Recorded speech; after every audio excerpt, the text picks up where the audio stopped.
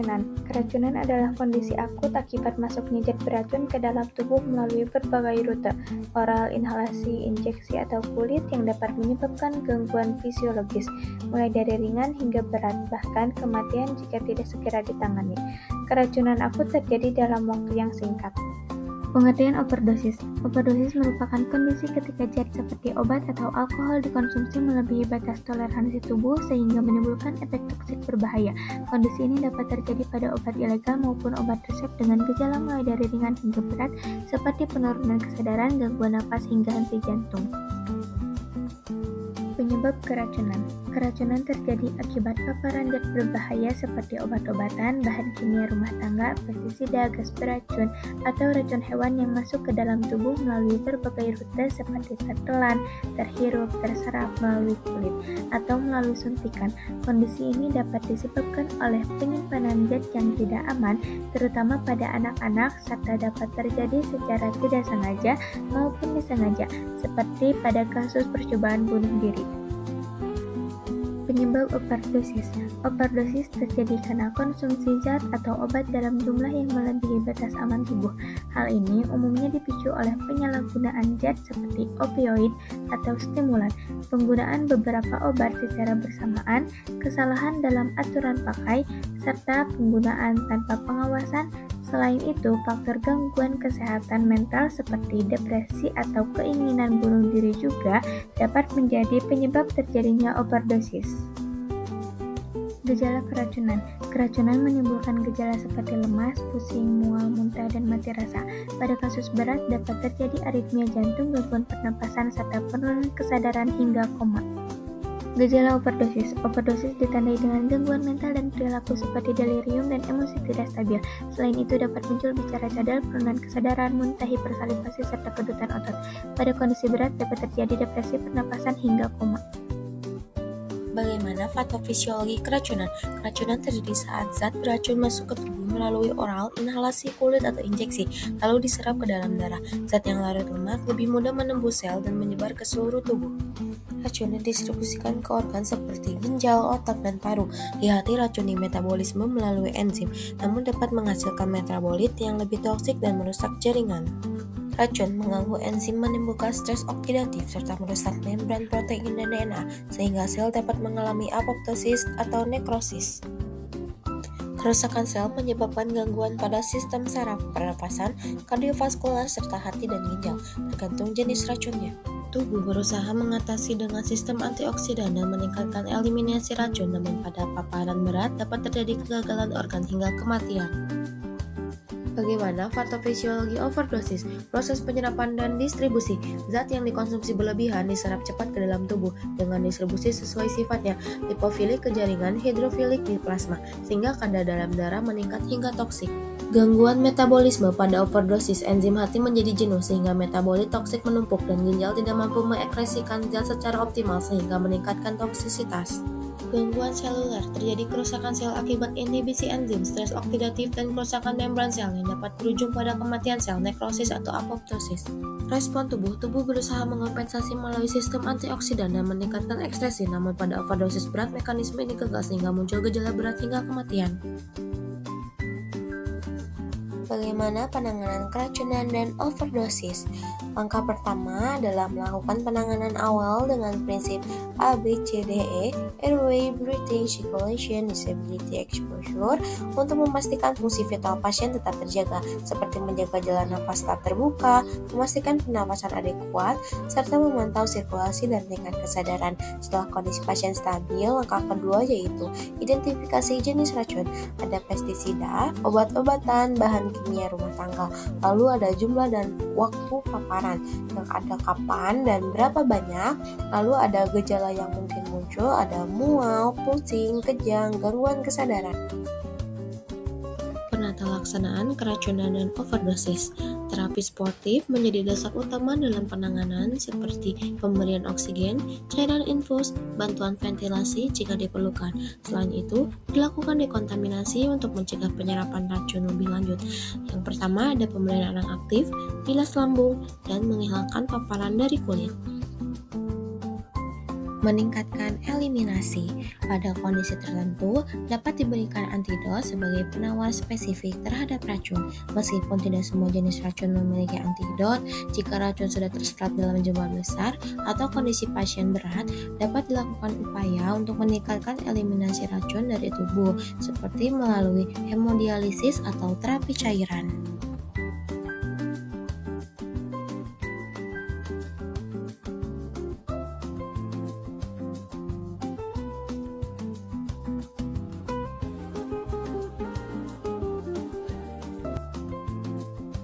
Pengkajian awal primary survey fokus utama adalah memastikan fungsi vital berjalan dengan baik menggunakan pendekatan ABCDE. Yang pertama ada A atau airway, pastikan jalan napas bersih dan terbuka, periksa ada tidaknya sumbatan seperti muntahan, darah, atau benda asing. Yang kedua ada B, breathing, nilai frekuensi kedalaman dan keteraturan napas, periksa saturasi oksigen pada overdosis obat penenang, sering terjadi depresi pernapasan. Ada cek nadi, tekanan darah, dan warna kulit. Perhatikan tanda shock aritmia atau gangguan fungsi jaringan. 4 ada D, disability. Nilai kesadaran menggunakan skala GCS, Glasgow-Coma Scale, periksa ukuran pupil, melebar atau mengecil, dan reaksi terhadap cahaya, serta ada tidaknya kejang. Nah, yang kelima ada E, ukur suhu tubuh, hipotermia atau hipertermia, periksa kulit, ada tidaknya bekas suntikan atau bekas napas atau kulit, atau warna kulit yang mencurigakan.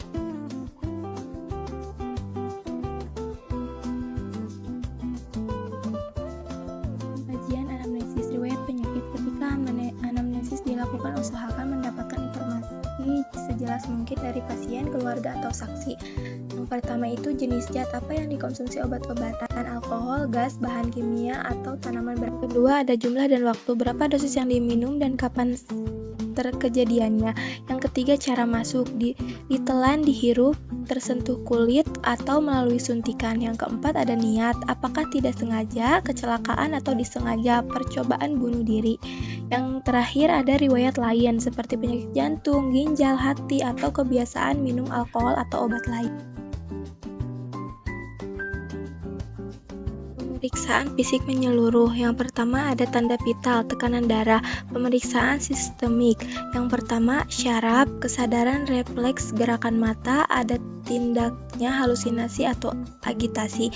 Yang kedua ada pencernaan, ada mual, muntah, nyeri perut, diare, warna, dan bau muntahan. Yang ketiga ada kulit, warna, suhu, kelembaban, bekas luka atau bekas suntikan. Pemeriksaan penunjang laboratorium, darah rutin, Hb, leukosit, elektrolit, gula darah, fungsi ginjal dan hati, gas darah, arteri untuk melihat asidosis atau alkalosis. Toksikologi screening, pemeriksaan kadar obat atau racun dalam darah atau urin, etil glukuronida, paracetamol level, dan lain-lain. Pencitraan fototoraks jika ada aspirasi atau edema paru. EKG untuk melihat gangguan irama jantung akibat racun. Adapun penilaian tingkat keparahan, yang pertama ada ringan, kesadaran baik, tanda vital stabil. Yang kedua ada sedang, kesadaran menurun, tanda vital mulai tidak stabil. Yang ketiga ada berat, gagal nafas, shock, koma, atau gagal organ.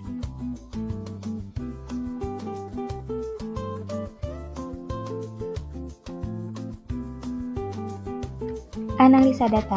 Pasien dengan keracunan atau overdosis mengalami kegawatan yang kompleks, dimulai dari gangguan ABC yaitu airway, breathing, dan circulation, berupa sumbatan jalan napas akibat sekret, depresi pernapasan, serta instabilitas hemodinamik yang berisiko memicu shock kardiogenik.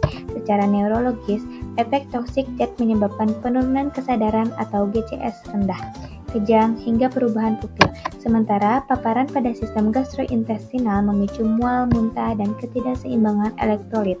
Selain masalah fisik, aspek psikologis seperti risiko bunuh diri juga menjadi perhatian penting pada kasus overdosis sengaja. Oleh karena itu, analisis data yang komprehensif sangat krusial bagi perawat untuk menentukan prioritas intervensi yang cepat guna mencegah kegagalan organ dan kematian. Di sini ada diagnosa keperawatan. Yang pertama, pola napas tidak efektif. Yang kedua, risiko hipovolemia. Yang ketiga, penurunan kapasitas adaptif intrakranial. Yang keempat, penurunan curah jantung. Lalu di sini juga ada intervensi keperawatan pada pasien keracunan dan overdosis berfokus pada penyelamatan fungsi vital dan pencegahan komplikasi.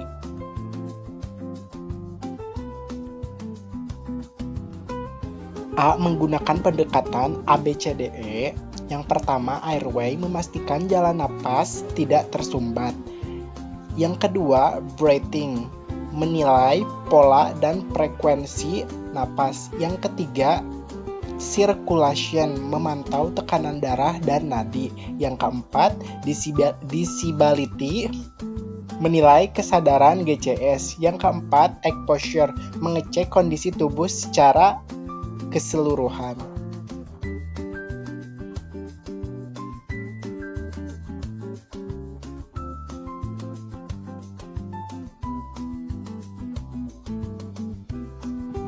B. Tindakan utama. Yang pertama, monitor tanda vital saturasi oksigen. Yang kedua, posisikan pasien semi-polar. Yang ketiga, bersihkan jalan napas. Yang keempat, pasang akses intervena untuk cairan.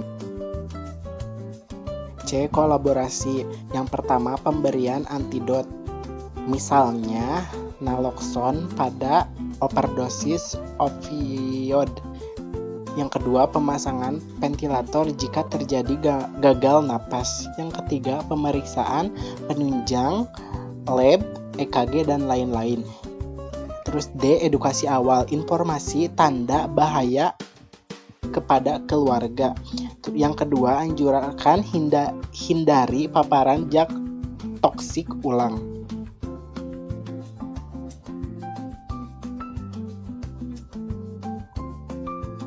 Implementasi merupakan tahap pelaksanaan tindakan berdasarkan rencana keperawatan yang dibuat. A. Dimulai dengan pengkajian cepat dan menyeluruh. 1. Jenis zat yang dikonsumsi. 2. Jumlah dan waktu paparan. 3. Riwayat kesehatan dan kondisi psikologis pasien. B. Fokus utama. 1. Stabilisasi kondisi pasien, airway, breathing, circulation. 2. Mencegah kerusakan organ lebih lanjut. C. Tindakan yang dilakukan. 1. Terapi suportif. 2. Oksigenasi. 3. Cairan intravena. 4. Monitoring ketat. D. Dekontaminasi. 1. Arang aktif. 2. Bilas lambung. E. Terapi spesifik. 1. Antidot sesuai jenis racun. F. Peran perawat. Melaksanakan tindakan sesuai prosedur. 2. Mengobservasi perubahan kondisi pada pasien secara kontinu. Bekerja sama dengan tim medis. Evaluasi. Evaluasi dilakukan untuk menilai apakah tindakan yang diberikan sudah efektif atau belum. A. Aspek biologis. Ada tanda vital stabil, pola napas membaik, kesadaran meningkat, kadar racun menurun. Aspek psikologis, kecemasan dan depresi berkurang, tidak ada keinginan bunuh diri, kondisi emosi lebih stabil. C. Aspek sosial. Adanya dukungan keluarga, lingkungan mendukung proses penyembuhan, edukasi dipahami oleh keluarga. D. Aspek spiritual, pasien lebih tenang, memiliki harapan untuk sembuh, mendekatkan diri pada nilai spiritual. Evaluasi harus dilakukan secara berkelanjutan karena pasien bisa berubah cepat. Selanjutnya, edukasi. Edukasi merupakan bagian penting untuk mencegah kejadian berulang. 1. Edukasi kepada pasien dan keluarga. Simpan obat dan bahan berbahaya di tempat aman. Gunakan obat sesuai dosis dan aturan. Jangan mencampur obat tanpa petunjuk tenaga kesehatan. Hal yang perlu ditekankan. A. Cara membaca label obat dengan benar. 1. Bahaya overdosis dan keracunan. 2. Tanda-tanda keracunan, mual, muntah, sesak, penurunan kesadaran. B. Peran tenaga kesehatan. Memberikan informasi yang jelas dan mudah dipahami. 2. Meningkatkan kesadaran masyarakat tentang penggunaan obat yang aman. 3. Mendorong komunikasi yang baik antara pasien dan tenaga medis.